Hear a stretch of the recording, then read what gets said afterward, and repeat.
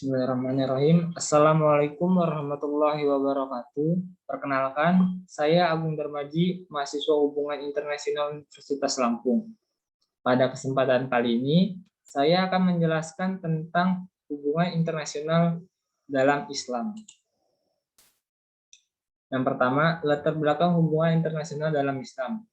Latar belakang hubungan internasional dalam Islam ditandai dengan 3 peristiwa. Peristiwa yang pertama adalah strategi Rasulullah SAW ketika tiba di Madinah dengan membuat traktat Madinah Charter yang berisikan tentang persatuan umat Islam dan non-Muslim, perjanjian damai, dan perjanjian kerjasama. Dalam upaya mengimplementasikan strategi tersebut, pemerintah Islam melakukan politik internasional dengan cara mengirimkan perwakilannya dan mengirimkan surat-surat ke berbagai penguasa di dunia. Para perwakilan itu dikirimkan diantaranya menuju Ethiopia, Roa, Iran, Yaman, dan lain-lain. Selain untuk menjalin hubungan dengan penguasa lain, para perwakilan memiliki tugas untuk menyebarkan ajaran Islam. Penyebaran ajaran Islam direspon baik oleh penguasa Persia, Mesir, Yerusalem, dan Romawi. Kondisi interaksi antara pemerintah Islam di Madinah dengan para pemimpin negara mendorong untuk membuat suatu kesepakatan. Kesepakatan ini yang mendasari terbentuknya suatu aturan yang menjadi hukum internasional. Kajian hubungan internasional dalam Islam. Jika digambarkan sebagai kerangka berpikir, maka kaji hukum internasional sebagai yang terdapat dalam fikih berdasarkan dilandasi oleh Al-Quran dan Hadis, kemudian diturunkan ke syariah yang berisikan tentang hukum dan aturan Islam yang mengatur sendi kehidupan umat Islam. Lalu diturunkanlah kepada fikih yang merupakan salah satu bidang ilmu dalam syariat Islam yang secara khusus membahas persoalan hukum yang mengatur berbagai aspek kehidupan manusia. Kajian hubungan internasional dalam Islam dapat ditemukan pada landasan konsep dan praktik hukum internasional. Misalnya, di dalam hukum laut, sebelum Grotius mengajukan adanya ketetapan dalam hukum internasional soal laut bebas dan batas-batasan landas kontinen bagi suatu negara, maka sejak di zaman Daulah Umayyah, lebih tepatnya 9 abad sebelumnya, Khalifah Umar bin Abdul Aziz telah menetapkan daerah laut bebas dan batasan-batasan landasan kontinen daerah pantai.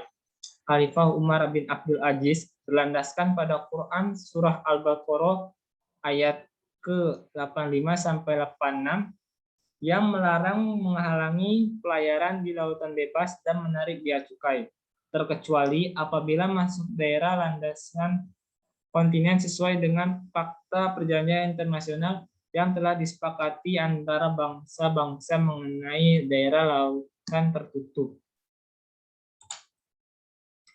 Prinsip-prinsip dasar hukum internasional dalam Islam.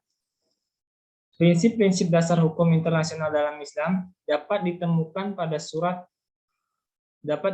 pada Quran surat Al-Anfal ayat ke-58 yang berbunyi, dan jika engkau Muhammad khawatir akan terjadinya pengkhianatan dari suatu golongan, maka kembalikanlah perjanjian itu kepada mereka dengan cara yang jujur. Sesungguhnya Allah tidak menyukai orang yang berkhianat. Pada ayat tersebut dapat dipahami bahwa prinsip dasar hukum internasional dalam Islam yakni saling menghormati fakta-fakta dan traktat-traktat. Lalu prinsip kedua dapat dilihat pada Quran surat Al-Anfal ayat ke-61 yang berbunyi, tetapi jika mereka condong kepada perdamaian, maka terimalah dan tawakallah kepada Allah. Sesungguhnya Dia Maha mendengar dan Maha mengetahui. Pada ayat tersebut dapat dipahami bahwa prinsip dasar hukum internasional dalam Islam adalah menjaga perdamaian. Lalu kesimpulan yang dapat kita ambil dari materi sebelumnya adalah hubungan internasional dalam Islam dimulai sejak awal pemerintahan Islam di Madinah dan ditandai dengan dikirimnya perwakilan-perwakilan Islam ke berbagai dunia. Dalam perjalanannya, selain untuk tujuan diplomatik, para perwakilan Islam berdakwah dan menyebarkan ajaran agama Islam. Hal ini menyebabkan ajaran Islam mulai dianut oleh banyak penguasa di dunia dan mengalami masa kejayaan Islam. Dalam upaya mengatur hubungan internasional yang ada, pemerintah Islam di Madinah membuat sebuah perjanjian. Perjanjian ini yang melatar belakangi terbentuknya konsep hukum internasional. Dalam menjalani hukum internasional, pemerintahan Islam menganut prinsip-prinsip yang berasal dari Al-Quran.